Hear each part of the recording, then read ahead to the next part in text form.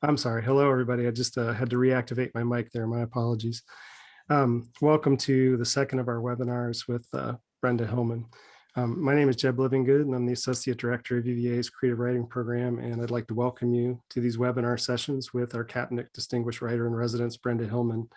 In just a moment, Hannah Deerdorf, one of our Master of Fine Arts students, will introduce Brenda more formally, but I just wanted to highlight her role as Brenda's role as a Kapnick Writer-in-Residence, which means she'll be in residence virtually this year through the spring and has already started having meetings with our Master of Fine Arts students and with other students at UVA. In addition to tonight's lecture, she'll give one more webinar on February 24th, also at 7 p.m. Eastern Standard Time, and you can use the same login link you used tonight. She will also give a reading on April 7th. I had a typo on the welcome screen. I must apologize. It is on April 7th, not on April 4th. I fixed it about halfway through our welcome screen session there, but you wouldn't know I teach a class on editing. Sorry, guys. But April 7th is the reading, and there's a separate link for that at tinyurl/Hillman reading. We are recording the webinars and we'll be releasing each one on YouTube with roughly a 1-week delay. I hope to post the first webinar of the first session tomorrow, and I'll be emailing all of the registrants to these talks the link to it. So tonight, we'll also try and have a brief question and answer period at the end of the talk.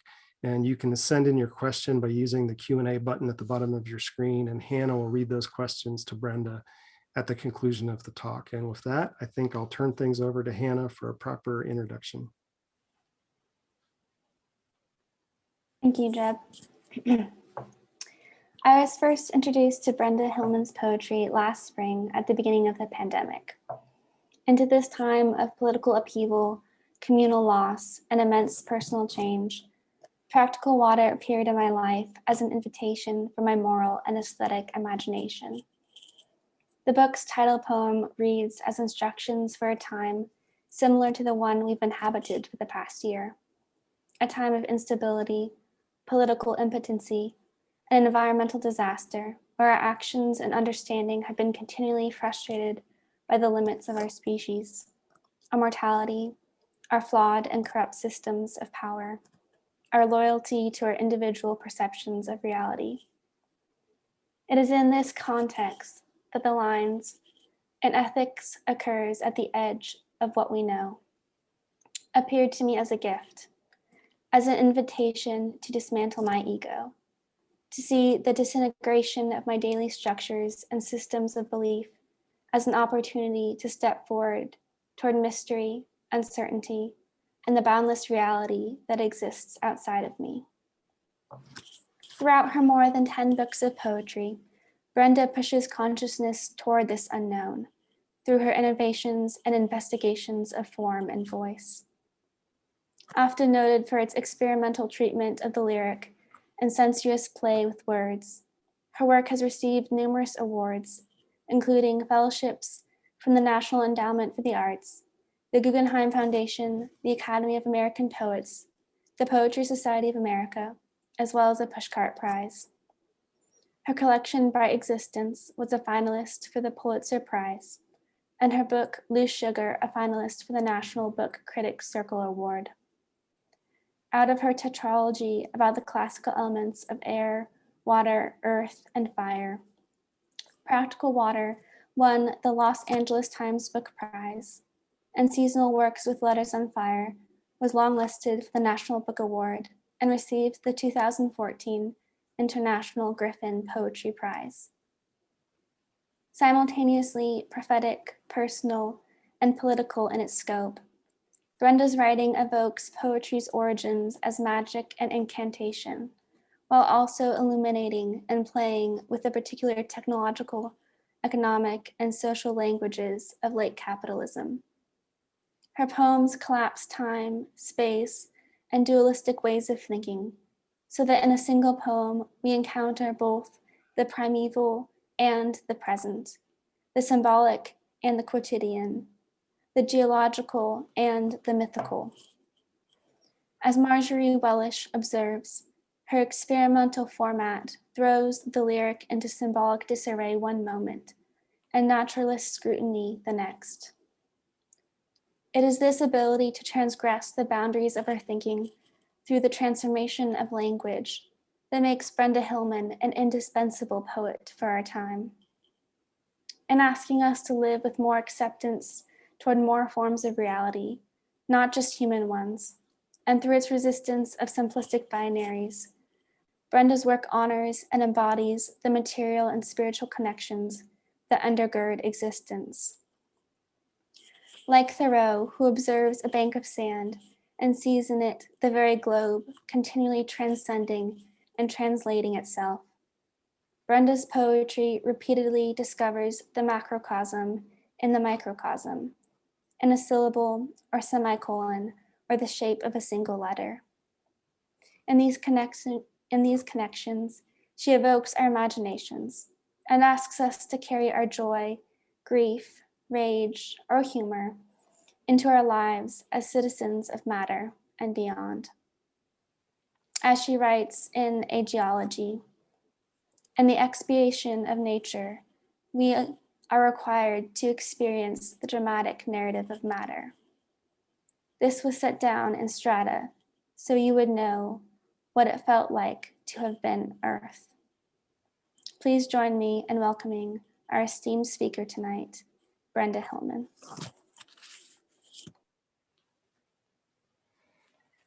Thank you, Hannah.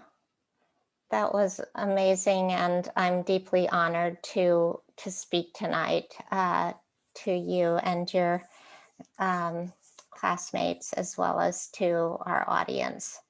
I want to thank Jeb again for doing such a great job with the tech and being a host. I want to acknowledge I'm speaking from Chochenyu Ohlone land in the East Bay of California. Once again, as last week, I want to thank the Kapnick family, the creative writing program at University of Virginia, and the English department for being such great hosts. The students so far, amazing writers, and I'm honored to visit your classes.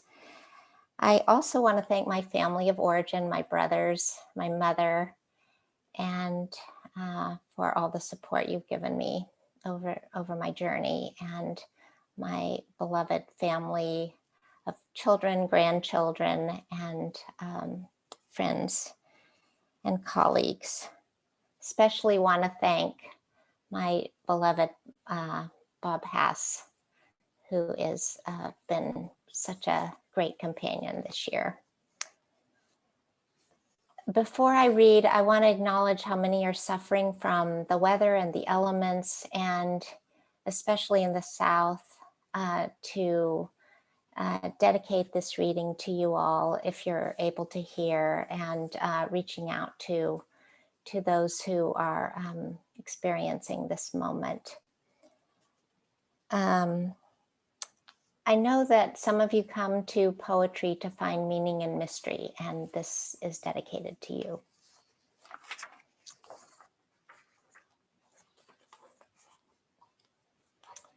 Lecture number 2, Meaning and Mystery. It is 1968. I'm in the desert at night with my friend X. We are talking about talking to the dead. He thinks the spirits are far away. I think they are close by. X has studied theosophy, astrology, the astral plane. Waves of desert insect sounds recede like rows of parentheses. The Tucson Mountains give a sense of mystical protection, the glittering in the rocks and the stars. By day, I'm a good student, aware of my gender, not very awake to my whiteness. I'm growing a cannabis sprout in the backyard that will double as a houseplant. I've been reading poetry, Denise Levertov, Kenneth Patchen, E.E. Cummings.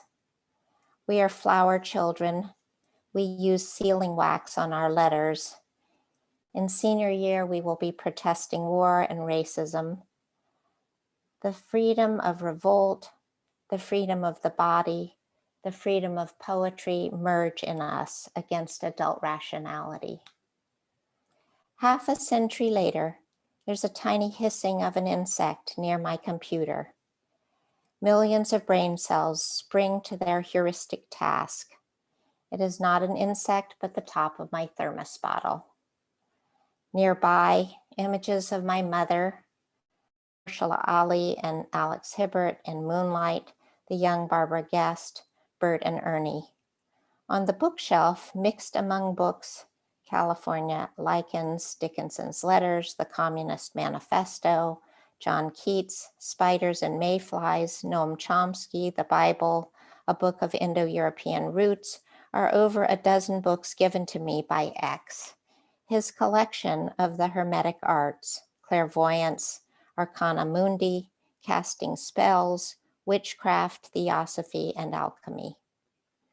Soon after our meeting in the desert, X declares he is finished with all that, brings me his books and his silver jewelry, and disappears to California, as in a Joni Mitchell song, to take a job in a secret agency. Maybe he's watching us now. All year during the pandemic, I've been thinking about making meaning of experience, especially the bafflement of collective suffering, and how we make meaning in poetry and in our lives. Last week, I spoke about how metaphor and metonymy are not adversarial factors, but are compatible engagements with reality, dizygotic twins in our imaginations. Tonight, I will continue trampling down the vintage where poetic binaries are stored to muse on another dyad, meaning and mystery. Such large concepts, and we will barely have time for a few glimmerings in the poems and experiences I will share. The Jungian psychologist James Hillman, no relation, notes that the meaning-making function is psyche, the soul, the sorter of seeds. The soul is a metaphor for a process of making meaning, including the states of depression and emotional struggle. The Indo-European root of the word meaning is mino, which means opinion or intention. The word moaning also stems from mino. Perhaps finding a meaning in life is akin to finding a moaning. The word mystery has two possible Indo-European roots. One is mua, to be silent. The other root is me, meaning small. I will offer examples of how meaning and mystery, also forces of imagination, what is intended and what is held in secret, make fine dance partners. People are often baffled about poetry and want to know how to engage with it. They are convinced it is packed with secret meanings the author intended, but that they have no access to. Matthew Zapruder's Why Poetry is a wonderful book about looking at the words that are actually written in a poem. Barbara Guest writes in Forces of Imagination, Coleridge said that a poem must be both obscure and clear. This is what we search for in our poem, this beautiful balance between the hidden and the open. Several decades back, there were earnest essays by poets defending and critiquing difficulty in poetry. Difficulty sounded as if poets were engaged in a distasteful medical procedure and referred mostly to modernist practice, by now as old as Baudelaire. Baudelaire, whom I saluted last week, this is the same photo with a different caption, is considered by some to be the first modern poet.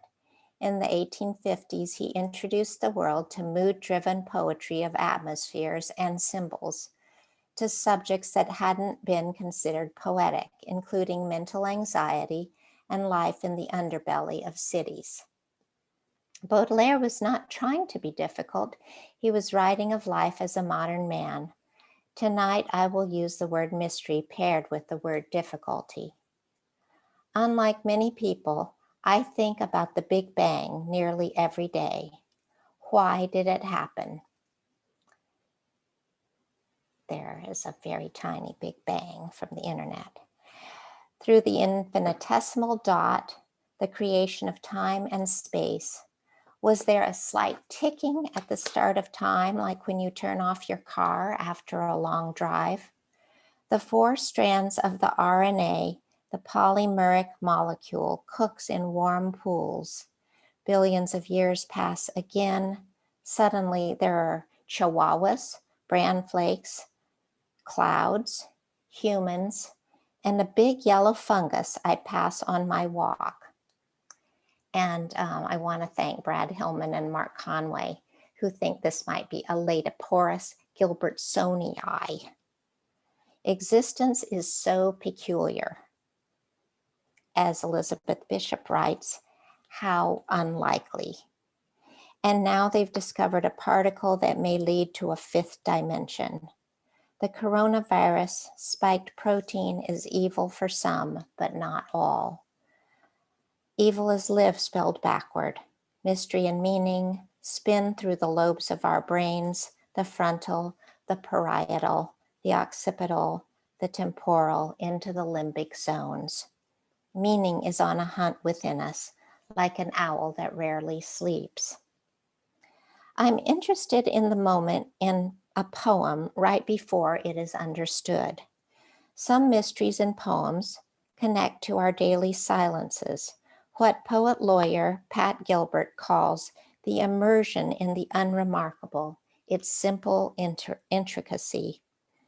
And there are as many kinds of meanings and mysteries as there are works of art.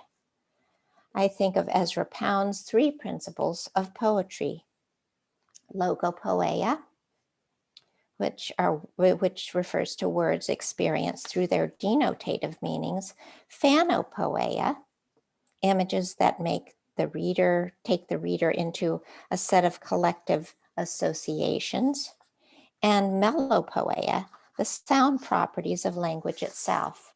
I would add biopoeia, the life force in a poem, events, historical contexts, ideas, materials, one might even say subject matter. Connections are made in us when we hear a poem for the first time. A poem is a box. You can see the front corners, but the back corners are always hidden. Here is a poem by Simone White that recently enchanted me with its phrasal power and lexical complexity, logopoeia, as well as life force, biopoeia.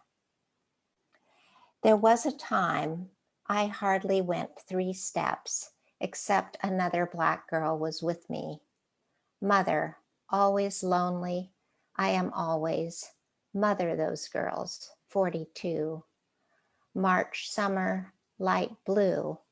Vermont, endless crescent, invert as a tyke lake. Fernet mother, I'm grown. Forest, San Francisco, lone cold, stone turd, talk 3 or none. Kidding, kidding. This poem shares its first 4 words with an iconic 19th century British poem, Wordsworth's Ode, Intimations on Immortality, the first line of which is, "There was a time when meadow, grove, and stream." White's poem begins with unclouded iambic rhythms. It builds beauty through sentence fragments, collage staccato phrases, and short declarative sentences. Its mystery is not one of omission, but of selection. Mother, always lonely, I am always. 1 word, then a period, then 2 words, then a period, 3 words, then a period. The next line could be an imperative or a description. Mother those girls, 42. The poem's lyric compression allows meaning to emerge in pointillist fashion, sometimes by shorthand, suggesting childhood speech. The poem takes place across a span of time in several landscapes, including Vermont and San Francisco. There's a memorable surreal image, stone turd, talk 3 or none, kidding, kidding. Personal associations of mothering and childhood are intertwined by means of grammatical inversions, suggesting more loneliness for the mother at times or more loneliness for the child. White's aesthetic decisions intensify the mystery of experience through evocation. Its meanings are offered bit by bit with compression and economy. After a poetry reading, sometimes a grouchy person will ask during the Q&A, why can't poets just say things directly? My answers include, what do you mean by direct? I would argue fragmentary poems can be very direct. Most of my days are made of fragments. When we are at the market, we rarely think in whole sentences. I hope to find the perfect eggplant. We think small eggplant. The varied music inside our heads includes the bumpy and the smooth. Then the grouchy person asks, don't you care if I know what you're trying to convey? They feel left out of compressed or disjunctive styles. I don't blame them. Their poetry education was incomplete. Sometimes their tired teachers chose poems that would have impact after one reading. But many poems, like White's poem, come out of different mental timing. They grow richer and deeper with multiple visits. Let us keep appreciating the compression in poetry. In the culinary arts, some delicious sauces are made by boiling down the liquid. Such sauces are called reductions. They are not called difficult sauces. In the decades after X gave me his books on the occult, I learned that myth, literature, and the life of the spirit share processes of interpretation. It is not that the maker has poured in a half cup of meaning and we must extract the same half cup. Rather, we add to the experience of meaning each time we give it our attention and love. Barbara Guest describes this. Do you ever notice as you write that no matter what is there on the written page, something appears to be in back of everything that is said, a little ghost? I judge that this ghost is there to remind us there is always more and elsewhere a hiddenness, a secondary form of speech. There is pleasure in this quality of hiddenness, even if much seems apparent on a first reading. What is really there when you are finding meaning in a poem? In 1968, I wanted to know if the dead were really there. A decade later, under the guidance of some hypnotherapists, I developed a trance practice when I needed spiritual sustenance. Some of my foundational poets, Blake, Yeats, H.D., and Robert Duncan, engaged in forms of vision work.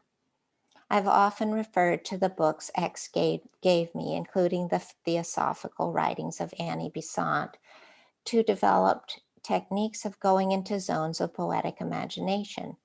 Nearly 40 years later, I'm still using trance hours for inner searches, whether trying to hear an unavailable spirit close by or to engage in an inner alchemical process. When writing the books on the elements, I did mental rituals with the elements. One of my practices involves taking a word like hate down a staircase and letting it rest in the underworld. When writing Practical Water, I followed a drop of water from the Mokelumne River, the source of our water, from its origin point to my water glass when working on a long poem on California watershed regions. 2 days after lockdown began in March 2020, my inbox began to house requests for poems that would comfort people. When people seek poems to ease the mystery of suffering, they might want what they call accessible poems. The whole issue is vexed. What makes modernist writing rewarding is in part what makes it difficult and mysterious. Some blame T.S. Eliot specifically and modernism generally for making poetry difficult. In 1922, Vallejo published Trilce. In 1923, Jean Toomer published Cain. Stevens published Harmonium. Modernism didn't lose audiences, it created new ones. Here he is. I'm not being difficult, it's called the 20th century. April is the cruelest month is certainly a mysterious opening line. March and February may be crueler. Breeding lilacs out of the dead land, mixing memory and desire, stirring dull roots with spring rain. The participles drip strangely off the ends of lines like wisteria. That's weird, one of my undergraduates remarks. Who thinks the lovely month of April is so cruel?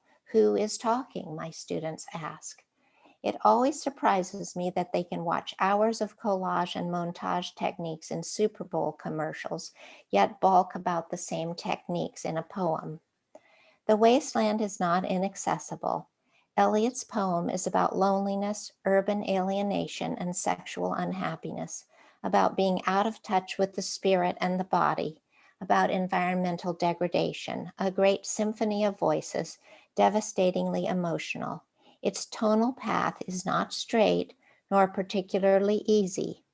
From modernism for the rest of the century, there would be more singing or less, more feeling or less, more reference or less. Modernist styles will produce joy in some readers, bafflement and fear of feeling wrong in others. But The Wasteland is a great poem to read together anytime, especially during the pandemic.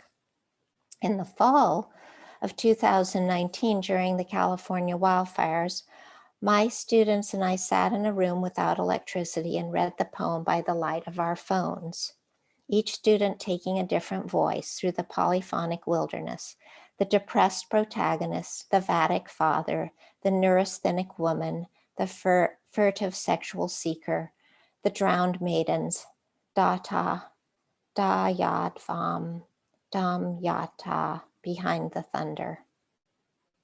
Reading an intricate poem aloud is a great gift. Sometimes indirection and disjunction help the crisis of the eternal now. In modernist art and poetry, you will hear the undertow of the 20th century that gave us some of our most mysterious answers. Here's Kandinsky, who Barbara Guest loved. Even the most apparently clear poems can be mysterious. Robert Hass's work is known for its luminous clarity, but it's sometimes a mysterious clarity, like the surfaces of Vermeer. Here is a poem from Praise. To a reader. I've watched memory wound you. I felt nothing but envy. Having slept in wet meadows, I was not through desiring. Imagine January and the beach, a bleached sky, gulls, and look seaward. What is not there, isn't it? The huge bird of the first light, arched above the first waters, beyond our touching or intention, or the reasonable shore. Our reader enters a scene in progress. Something has been going on between the speaker and the you, something that caused the speaker envy. I've watched memory wound you. I felt nothing but envy. The first two statements are deceptively simple. Who is speaking is the first mystery here, a mystery not created by wordplay, logopoeia, syntactic oddities or musical effects, melopoeia. The main device of the poem is phanopoeia, an image of the large bird at dawn with a hint of Stevens' of mere being. Perhaps that bird exists, quotes, beyond our touching or intention. This is an unnamed bird with a mythic largesse. The poem's biopoeia shares a state of mind in relation to a landscape in 5 declarative sentences that increase in length. We are plunged into a shadowy beauty between people and the presence of a looming, strange embodiment in the non-human world. A tonal detachment creates a depth charge the way some of Rilke's poems do. in part through the unsaid. In a workshop, this poet might be asked to supply more information, yet more information is not needed. The poet has overheard something at the center of his being and delivers it sparely. To a reader is neither a difficult nor an easy poem. I was in touch with Robert Hass recently, that's my little joke, and was informed that some material had been removed from the beginning. I asked him if he'd be willing to supply the original lines so I could share them with you. Grief takes on form, doesn't it? And the wise bamboo is just that. And a poem is a poem. Neither animals nor art. We go on, don't we? And perish at the end, like the Hittites, thin air, a fool and his money. Boldly, I proposed that the removed lines could make another short cryptic poem. We will see if that poet follows my suggestion. As it stands, to a reader, creates a fertile zone between the poet and the mask, the persona. A persona in Greek theater referred to the mask that actors spoke through. Here's a mask, Jeb. Brenda in a mask. Person comes from persona. You're always speaking through your personality, always wearing a mask. Once I asked Czeslaw Miłosz who was speaking in his poems. He answered, "Brenda, it is always a mask." Through the COVID year, there has been one consistent message: wear your mask. A poet cannot help but comply. One kind of mystery meaning can be found in nursery rhymes and in abstractly musical poems. Children learn musical semi-sense through nursery rhymes. Here is a passage from Lewis Carroll's poem, Jabberwocky. And you have to excuse me 1 minute. I'm having allergies, so I hope I don't have to resort to a cough drop. But here is a passage from Lewis Carroll's poem, Jabberwocky. "'Twas brillig, and the slithy toves did gyre and gimble in the wabe. All mimsy were the borogoves, and the mome wraths outgrabe." Pure musical sense associations in Jabberwocky produce meanings that are almost meanings, perhaps because of the Disney cartoon with animals dancing in the wabe. The words are almost words. This property of almost sense, of abstract sense, became a great fact of creative language, introduced by Gertrude Stein, the French Oulipo, John Ashbery, and language poetry. Poetry became a site for invention and delight more than for personal revelation. These poets valued collaboration over psychological exploration or accounts of family drama. They proposed that language is endless and is a collective oracle. Because many poets still approach poetry through the need for self-expression, the impact of more abstract poetry, even 100 years after Gertrude Stein, still feels radical. For you writing students out there, the perceived divisions between expressive lyric and narrative traditions on the one hand, and more material abstract traditions on the other hand, have broken down a great deal in the last 20 years. C.D. Wright and I often spoke of how lyric is infinitely mutable because lyric is not a genre, but a quality. I even call it a flavor that pervades the universe. When I moved to the Bay Area in the 1970s, there was a vibrant experimental women's writing community, inspired somewhat by objectivist writing, Black Mountain, and San Francisco Renaissance writers, but approaching these traditions through women's experience. I want to make a shout out here to Kathleen Fraser, who's in Poetry Heaven, and to my dear friend Patricia Deansfry, and to Norma Cole, who showed me the way, many other poetic sisters who are still writing amazing work. Writing in this period was a great adventure. What was possible for the poem grew to include process, non-poetic materials, non sequitur and polyphonic voices, inventions in formatting, genre, and subject matter. Poems were made of marginalia on the back of grocery receipts, written in a twilight sleep. For me, this freedom was intensified across uneven surfaces all over the page. How a poem means changed drastically. Once again, the idea of poetry was growing. I wanted to write work that would include myth, politics, history, ecology, and other sciences, but still speak directly from the heart in lyric forms. One of the most important books of poetry to come out of that time was Harriet Mullen's book-length poem, Muse and Drudge. It remains as close to a visionary collective text as the 20th century could produce. Mullen has noted she hoped to pursue what is minor, marginal, idiosyncratic, trivial, debased, or aberrant in the language I speak and write. Here is a single page. Why these blues come from us, threadbare material soils, the original colored, pregnant with heavenly spirit. Stop running from this gift, slow down to catch up with it. Knots mend the string quilt of Kenty stripped when kin split. White covers of black material, dense fabric that obeys its own logic. Shadows pieced together, tears and all, unfurling sheets of bluish music. Burning cloth in a public place, a crime against the state.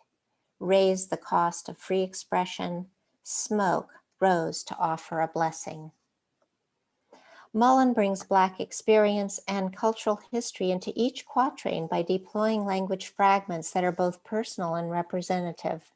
Each page of the book can be read as an independent, unpunctuated poem, and the whole book comprises a Georgics of Black lives with multiple allusions to socio-political art and the history of race. The poet careens through meaning and meanings. Her tones are at times querulous, elegiac, self-ironizing, and meditative. The technique includes ceaselessly playful logopoeia and idiomatic shorthand. Though normally we might be deadened by cliches, Mullen uses them to form a flexible linguistic commons, energizing the reader with dynamic wordplay, nuanced references, riddles, and half phrases. The poem is anti-hierarchical. A single speaker, groups of speakers, and ancestral voices make a chorus. The quatrains are quilt squares of polyphonic sound, and the fabric metaphors are made of music. When I first read this book, I felt breathless with its energy and force. I was grateful that the perceived tension I had experienced in the 80s between abstract poetry and that of lyric representation was resolved in such work. Muse and Drudge resists the easy take and rewards rereading, drawing together music, meaning, and mystery. At times, choosing an atypical technique might have deep implication for an artist. A few years ago, Brian Tier presented a brilliant talk about reading lyric poetry at a conference just after the massacre of 49 people at a predominantly gay Latinx nightclub in Orlando, Florida. Tier discussed Bright Felon by Kazem Ali, a book-length prose poem with a complex narrative about Ali's experience of coming out as a gay man in a Muslim family. Brian Tier summarized what is urgent about some kinds of lyric complexity, noting, Bright Felon tells the story of the crucial role poetry and lyric language play in Ali's turn away from the destructive self-hatred toward survival and self-knowledge. Only, quotes, only through art, not my own body, could I keep myself breathing. Tier noted that Ali's poem resists the easy devices of a successful coming out narrative in favor of a complexly imbricated sentence structure, collaged and layered, as the necessary way the poet had of conveying the complexity of his experience and literally of saving his own life. Tyr invoked the poet-philosopher Jan Zwicky's term lyric thinking for nonlinearity, shifts, and paradoxes to invoke the meaning of an experience. His point was that sometimes the true and sometimes the mystery is the only thing that will work. For decades, the inner meditations and hypnotherapy have accompanied my journey in poetry. Through attention, we engage with what is seemingly incompatible, just as my local plum tree is both natural and symbolic. There's the tree I call the bride tree in a couple of poems.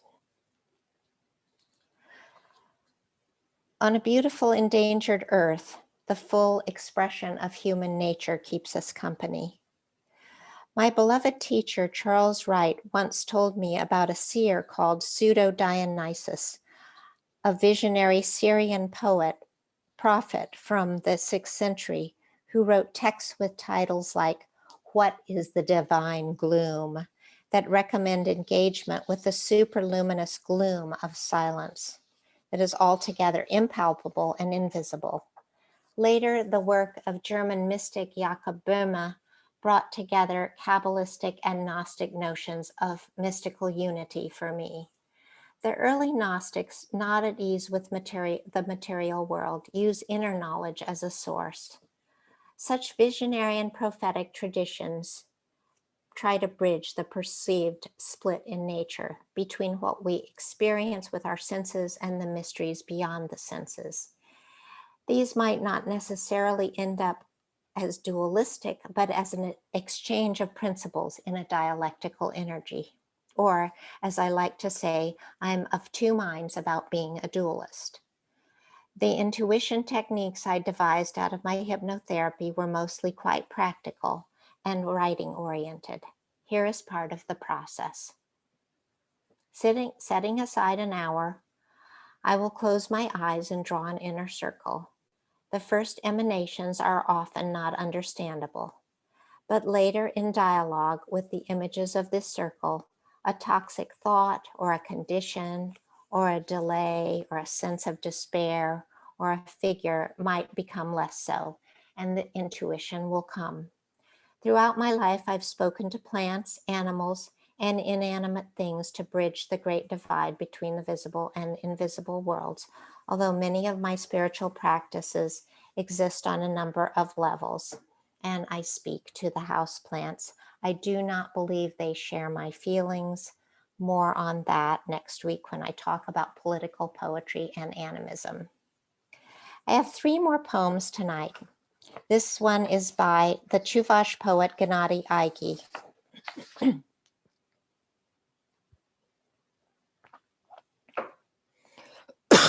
Excuse me. Field in full blaze of winter, to Renee Shar. God pyre.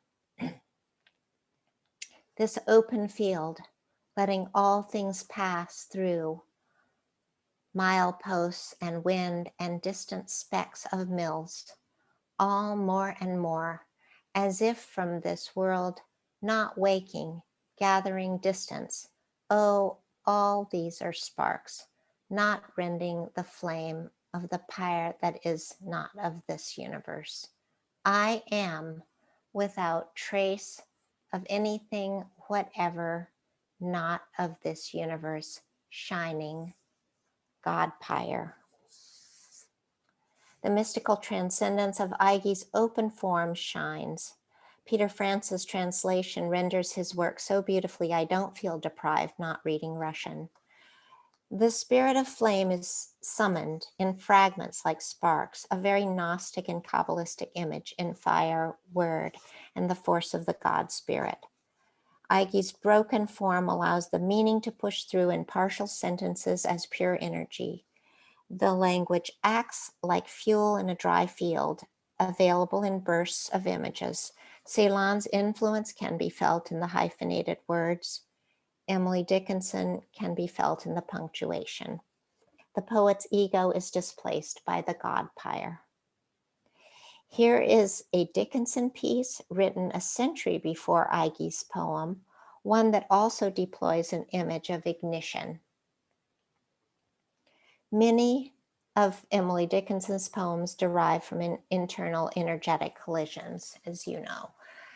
The zeros taught us phosphorus. We learned to like the fire by playing glaciers when a boy. And tinder guessed by power of opposite to balance odd. If white, a red must be. Paralysis, our primer, dumb unto vitality. Fire and ice are presented not as dueling forces, but as figures for a process of experiential learning. Dickinson proposes an evocative paradox with a series of protracted or deferred meanings about the way learning occurs. Knowledge happens through recognizing contradiction. We start from the zeros, the naught, where we are already on the floor of ourselves, a spiritual state of nothingness. Phosphorus produces a very bright light, a mini explosion like inspiration. As a historical note, safety matches equipped with phosphorus first became widely available in 1844. Dickinson would have been 14 years old. The phosphorus, a highly flammable agent, was concentrated at the tip in white or yellow.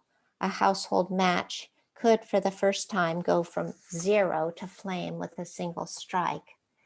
Women working in the match factories were some of the most vulnerable factory workers in the 19th century. Handling the phosphorus caused loss of bone and crippling disability. Annie Besant, my favorite theosophist, advocated for the match girls in their rebellion later in the century. Jeb, would you mind putting it up one more time? The Dickinson poem.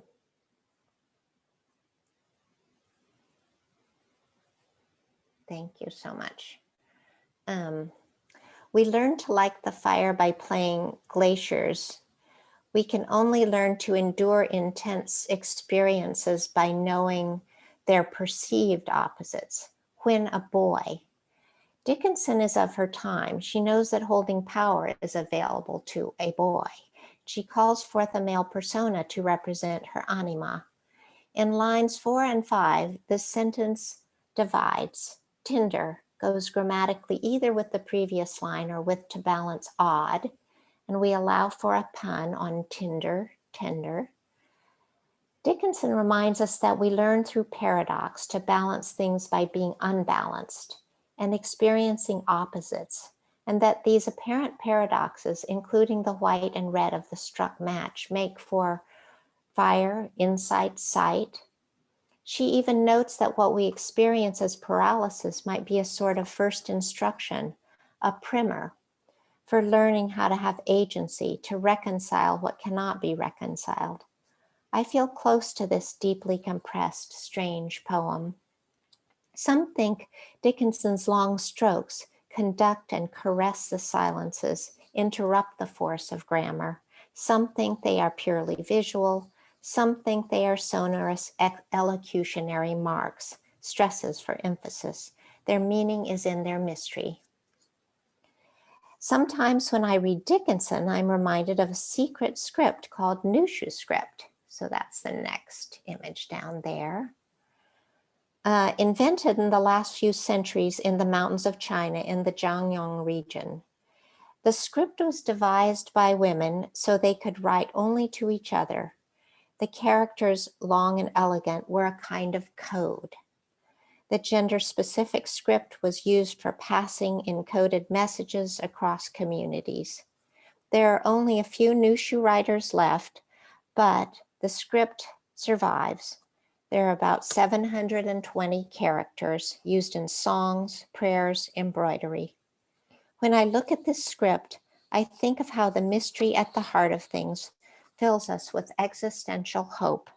The delicate and elegant signs look like organic creatures, beaks, stems, little stands, with an intense secrecy held between the ragged columns. The last poem for tonight is Robert Duncan's Often I'm Permitted to Return to a Meadow. A much-loved poem that builds meaning in spite of and because of a spiraling syntax. Often I'm permitted to return to a meadow as if it were a scene made up by the mind that is not mine, but is a made place that is mine. It is so near to the heart, an eternal pasture folded in all thoughts, so that there is a hall therein that is a made place, created by light, wherefrom the shadows that are forms fall. Wherefrom fall all architectures I am, I say, are likenesses of the first beloved, whose flowers are flames lit to the lady. She it is, queen under the hill, whose hosts are a disturbance of words within words, that is a field folded. It is only a dream of the grass blowing east against the source of the sun in an hour before the sun's going down, whose secret we see in a children's game of ring a round of roses told.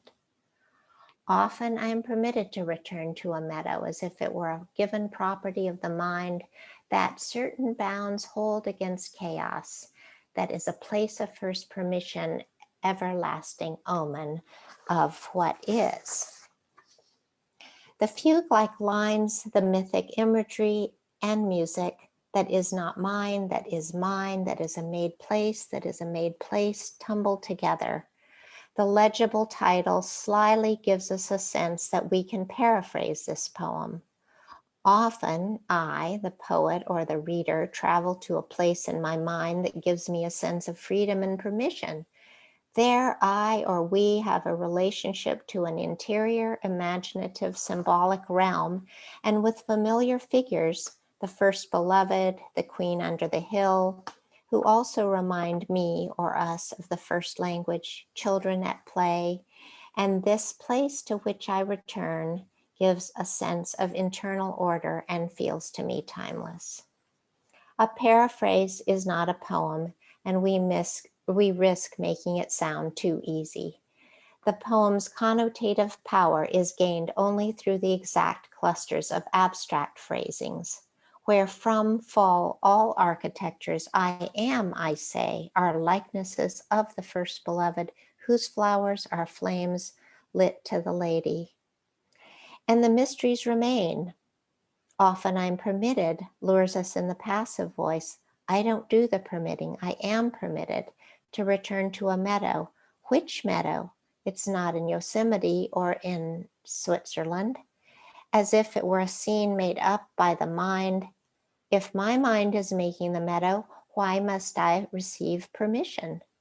Then the enfolded that is not mine, but is a made place that is mine. It is so near to the heart, an eternal pasture folded in all thought. This place is made by my mind, but I don't own it, and it is near to the heart, yet it is eternal and folded everywhere. There is a hall therein that is a made place, created by light, where from the shadows that our forms fall. We are taken through a place that is a meadow and a hallway and neither in wild syntax, just as the Pacific plate buckles under the main continent near where Duncan lived in San Francisco. By now we see this meadow is not a place, but is a process.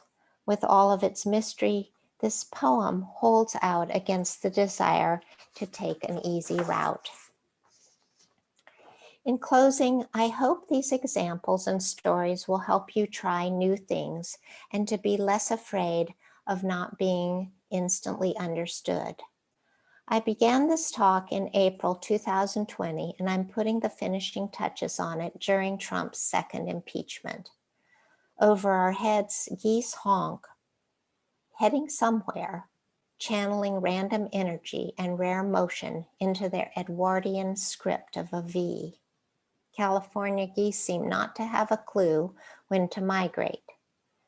Next week, I will speak on magic and morality with some thoughts about political poetry and my activist poetics. Your homework for this week is to close your eyes and imagine your circle populated with a figure you are in dialogue with. I asked my philosopher friend, Charlie, to do this, and he said he was going to try with Wittgenstein. I give you permission to be weird, to bring together in your reading and writing what you encounter in your inner world. Many of your tools to engage with the unknown are already inside you. Here's a picture of time I drew in my notebook. I have no idea what's going on in that picture, but I did it right after one of my trance sessions. We need healthcare and the vaccine. We need housing and food. We need an end of racism and wars. We also need art that brings news from the larger symbolic sphere, where the worlds of myth and poetry connect us to other humans, to individuals, to cultural and national histories, as well as to the planet of non-human creatures. The great poet Audre Lorde reminds us that poetry is not a luxury. Our imaginations are never luxuries. Like an ancient alchemist, when you turn to your poetry or any art, you're still trying to figure out the third side in the triangle of mystery and meaning, which only you can provide. Thank you so much for listening. And now I think Hannah is going to look and see if you all have any questions.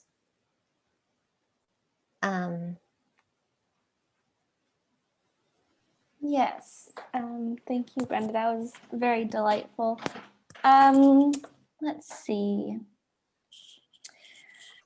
There's a question here from a audience member asking about the time and space in a poem before we understand it. And she asks, how do you understand the material status of the poem and its relation to the body or mind of the reader before the semantic value of the poem begins to come clear? What sort of possibilities for meaning making, for I can never say this word, for poiesis, for shifts of consciousness exists in such states of immanence? Well, that is a really, really great question, and it's very, it's like a little essay. Thank you for your question, whoever you are. As I understand it, just the degrees of experience, I think, with a poem. I guess it's obvious from my talk that I think we should take our time with poetry, and that we shouldn't be afraid of that first experience of entering a poem, even if it's a physical power of a poem's language moment, feeling, that even if it's very abstract, and I talked about some of the abstract traditions, but even if we don't get even a clue, if the poem enchants us at some level in our bodies, in our ears, makes us interested and want to revisit it, we can come to that expression of understanding by degrees.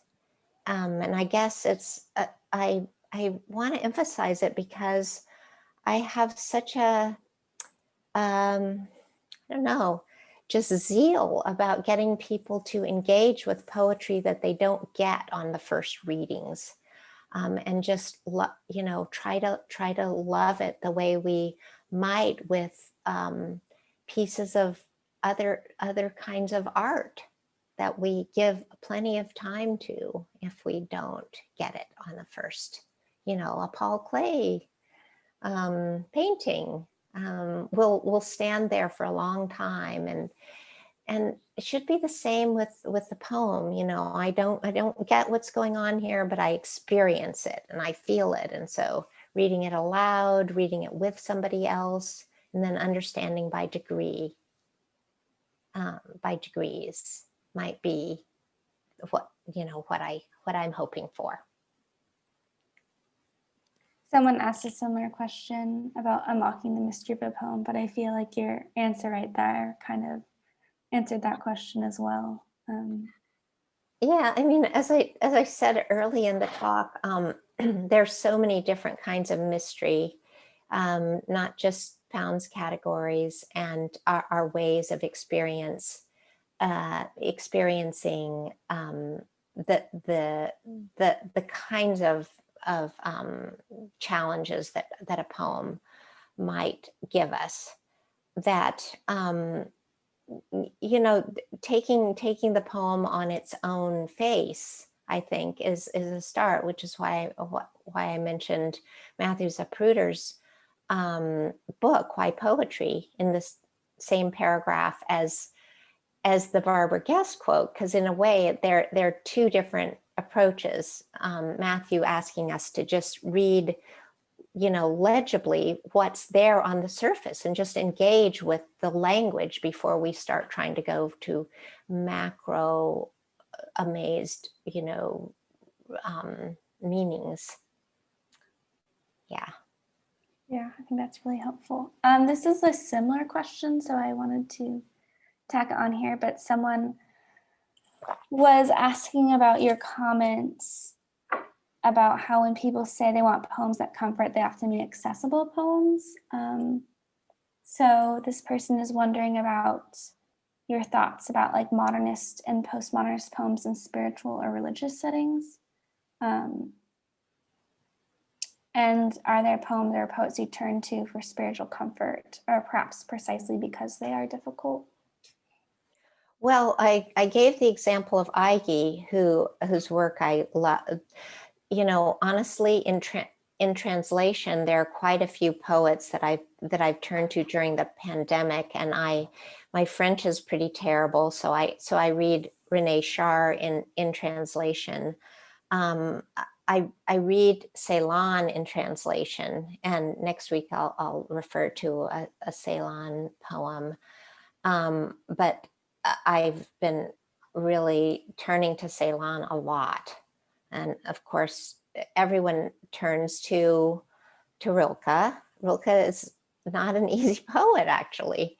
And, Vallejo, for some reason, also, I'll talk a little bit about one of his poems next time as a political poet, but he, because of his way of gathering a lot of selves into himself, he just amazes me. And then,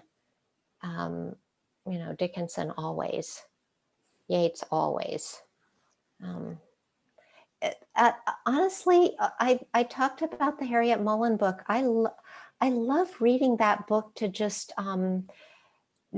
feel redeemed by somebody gathering so much experience in a poem. So I think there are different ways of getting comfort from poetry that's not just feel good. I think it might be about also just lining up your experiencers together with yourself. There are people who are going through things that you're going through, and they may not be feel-good poets. They may just be, here I am keeping you company. Okay, so this is a slightly different question now. This one is more asking about the earth. So let's see, I'll just read the question. It says, Brenda, you've imagined what if it felt like to have been earth? And often you commune in the mystery of your poetry with the inanimate world. After a century of prohibitions against anthropomorphism, How should we think about it in the 21st century? Do you think we've become too fearful of it for our own and the world's good? That's a great question. All these questions are really great, provocative and evocative. Well, I'm going to talk a little bit about animism next week, and also my relationship to, talking to my salad, basically. I mean, I guess I wanted to put this talk in the middle between metaphorizing things and poems of political and moral vision and action, because I feel like it's a hinge to go into ourselves with our various kinds of liveliness. And very often when we're children, the reason I wanted to talk about the trance work is that I think we get that trained out of us, not just by the fear that we're projecting humanness onto things, but for a bunch of reasons. People are afraid when you go along sort of talking to your coffee or something like that.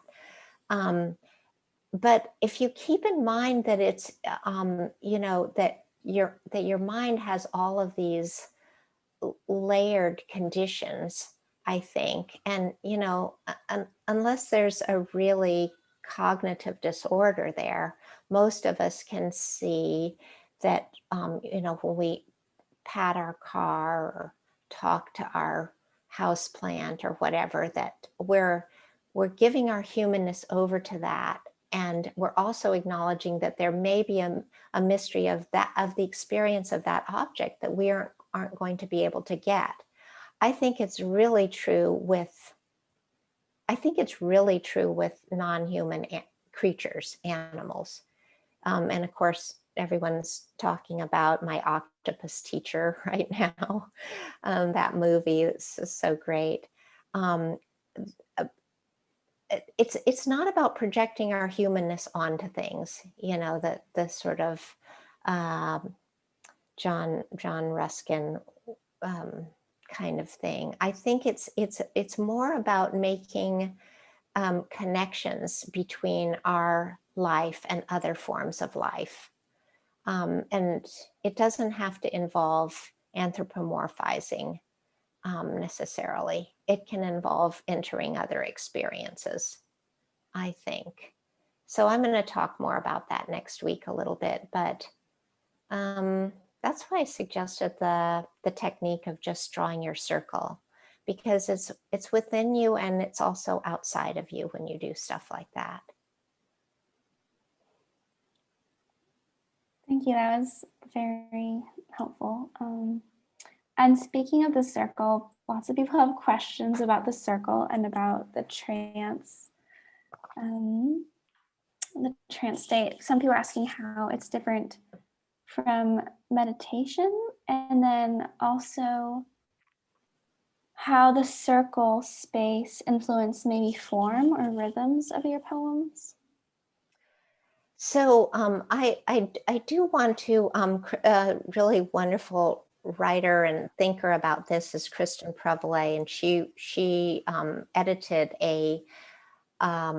an issue of The Drunken Boat on trance poetics, with a bunch of us writing about practices that we might have. And I wrote a chunk of an essay and published it there, but I'm working on other parts of that because I've been doing it for 40 years, going on 40 years. But basically, it was very hard for me to draw a circle. When I would close my eyes, I didn't see anything for like two months or so. I couldn't do it. It didn't make any sense to me when the hypnotherapist person would say, draw a circle when you close your eyes. I didn't see it. And then I had a broken circle. I had to make mine out of yarn.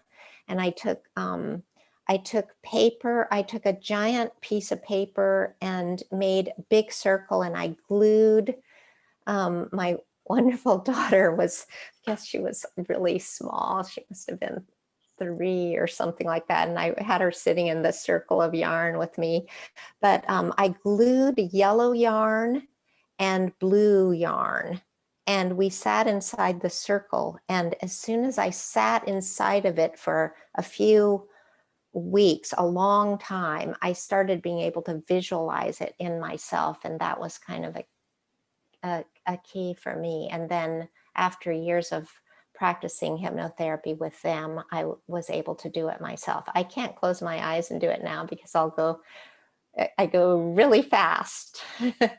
But I set my phone, and I just close my eyes and I see the circle, and then I can interact in these ways that I was talking about. Like something is troubling you, if you're stuck on a poem, if you're stuck on a problem in your life, if you just see your circle as something you're going to dialogue with, and you just talk with it. One, besides Jung, of course, and the great James Hillman, I think the Blue Fire book is an amazing book for writers. I would really recommend Maria von Franz, who's a real great thinker on active imagination. And she talks about actually drawing boundaries for yourself in order to have your symbol system. And the reason I think you can be both practical and very sort of mystically related to your inner life is that, we have to function as daily human beings, to keep obviously doing our tasks, but there's this vast force of our imagination that really draws us into ourselves and our dreams and our art in so many ways that we ignore. So if you set aside a little bit of time and do this with yourself, it's a very great pleasure. And it's scary too, because you can't solve many of your problems by entering your circle, but you can engage with them. Anyway, I'm big on the circle, as is obvious. That sounds fascinating. Thank you for sharing that. Okay, so there's lots of love and thanks coming in from people. And then, let's see, I'm trying to find a way to put these together. A lot of people are asking questions specifically about the writing process and how meaning and mystery find a balance in the writing process. And maybe how do you approach writing a poem that you don't fully understand yet what it's about? Yeah. Oh boy. Well, I'm gonna teach some classes through Community of Writers in a few months. I think on revision, and because I'm very big on revision. I write a lot of different drafts of things. If I know what's going on in a poem, I put it aside.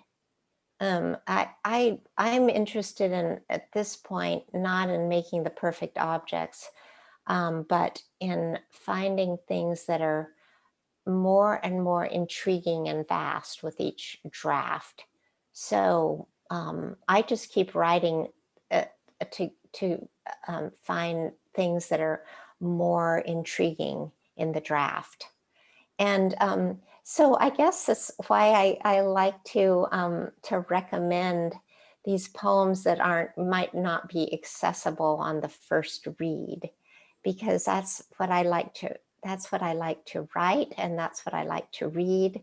I like to go to the place in the mystery of another person's mind where, wow, the language sounds incredible and I don't yet quite know what they mean, but then you can parse it out in a little short time. That's true of almost all of Dickinson's poems. Well, the poem that I showed you, The Zeros, I've been working with that poem for, 10 years probably. But I just, that's how I like to write. I like to fold the odd and the mysterious and the intriguing thing in that'll have the person still excited after they've read it 5 times. They go back to it and they see it and they'll think, oh, I still don't know what that line means, but I still like it. And it's still going to teach me something about being alive that I didn't know before I read the poem. So I hope that helps. That was kind of a windy answer around that. But basically, I revise. I have something I tell my students for the last few decades, and that's revise towards strangeness, because I like to revise towards strangeness rather than revising toward the thing that you know is going to happen. Thank you. And I'm so glad you introduced us to that Dickinson poem, because I've never heard that one, but I was actually just researching phosphorus the other day, and the history of phosphorus is fascinating. Wow, that's great. Yeah. So this is a slightly different question, but someone was wondering how you and Robert Haas have influenced each other's poetry, and if how your processes relate to each other at all, if they're different or similar. Oh, wow, that's a really difficult question.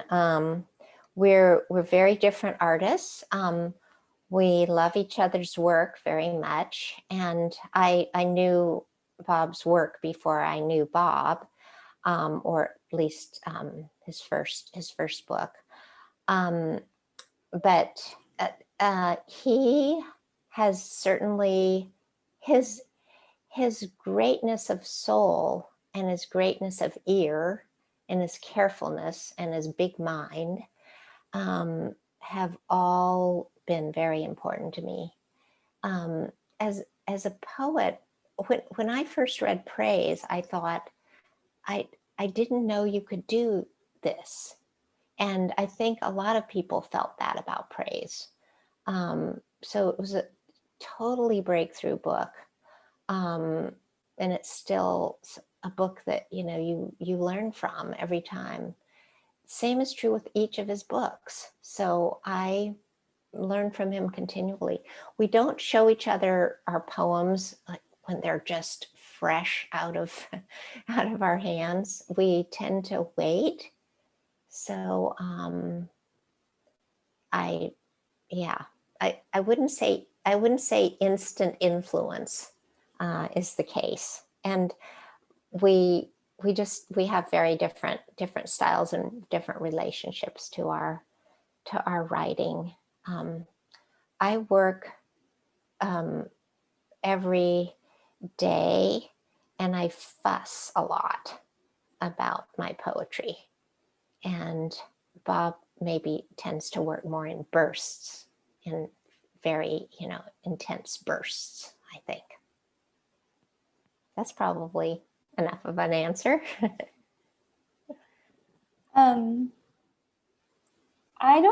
I guess I just have to ask you this, but how are you feeling? Are you up for one more question? I don't know. Oh yeah, I'm good. I love Q&A. Okay. Yeah. Okay, I wasn't quite sure when we were supposed to cut this off. So maybe a couple more questions sounds good. Okay. And great. People can always leave whenever they want. Okay, so this person is wondering, first I want to say thank you for your time, your thought, and your kindness. They write, I'm curious about your thoughts on the mask and the persona in relation to the conversation about cultural appropriation, or the appropriation of the experiences of those in different subject positions from the writer. I think entering other experiences is vital for our understanding of our time. and relationship to the world. And of course, it's a fundamental impulse of art, and especially of protest art. But there's murky/mysterious territory regarding the poet's right to enter and represent the experiences of those in different social circumstances or positions. What are your thoughts on this conversation in relation to the mask and the need to represent the vast experience of living? Well, that's a great question also, and very timely, obviously. I mean, we want to live fully in our time. I think given what modernism makes possible in terms of polyphonies, realizing one of my friends asked me to lift my glasses so that she could see my eyes. I'm realizing my computer does show in my glasses. It's very, you can't speak for other people. Artists have an obligation to enter in our imaginations the condition of others and empathize with them. And so the question about speaking for others is vexed, because you want to be able to relate to other people's experiences. At the same time, you don't want to speak for them. So given the sort of subjectivities that people are wrestling with, I was thinking not long ago about what Sharon Olds reported that Lucille Clifton had said to a young man, I guess, who asked a question about, how shall I represent, your experience if I want to write? And she said to the man, responding in, I think it's something like a Q&A, if I'm in your poem, put yourself in your poem, and then you'll know a little bit about your subject, which I thought was a really sort of great answer.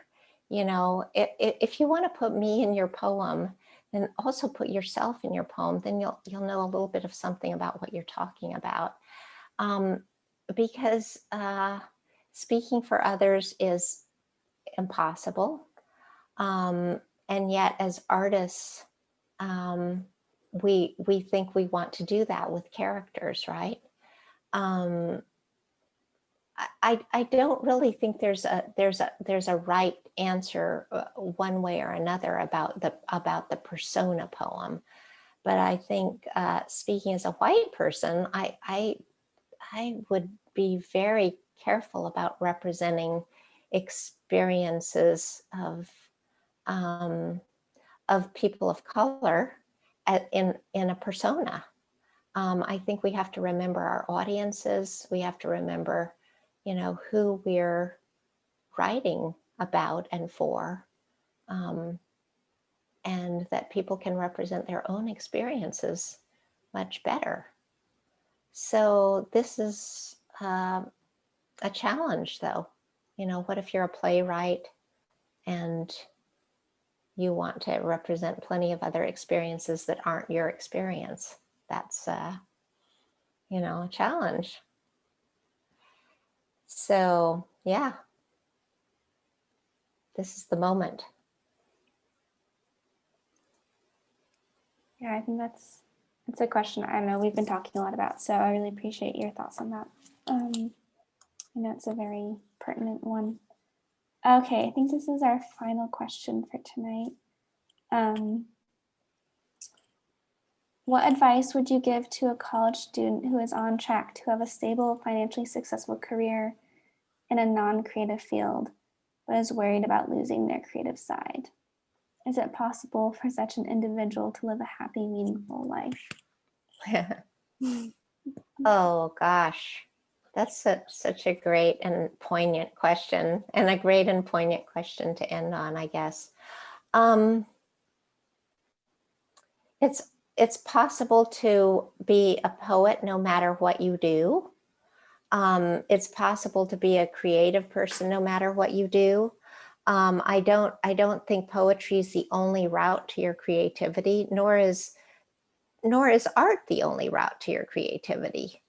I will say that the arts in general and poetry in particular offer a special track that I hope was obvious from tonight's examples, that you're really able to enter through this very simple device the depth of language and the depth of a mind and the depth of a kind of sound very easily and inexpensively through poetry, which is why I'm so big on poetry.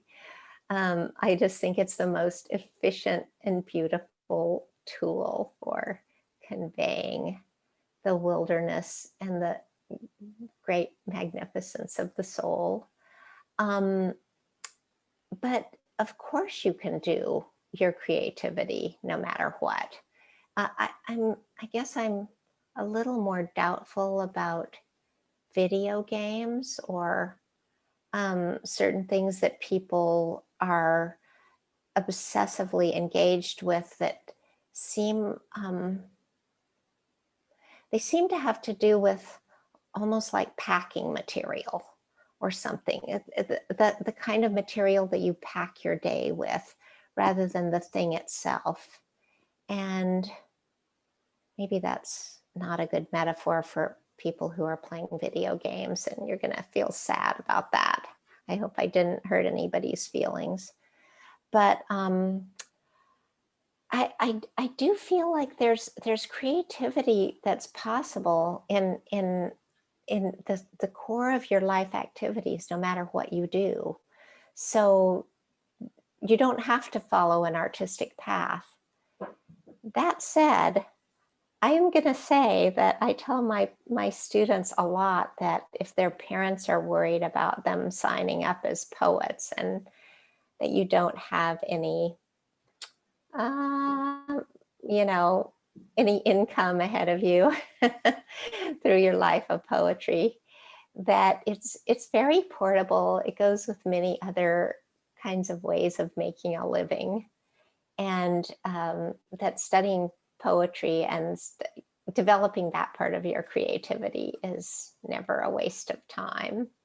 And so please do it. I hope that's helpful.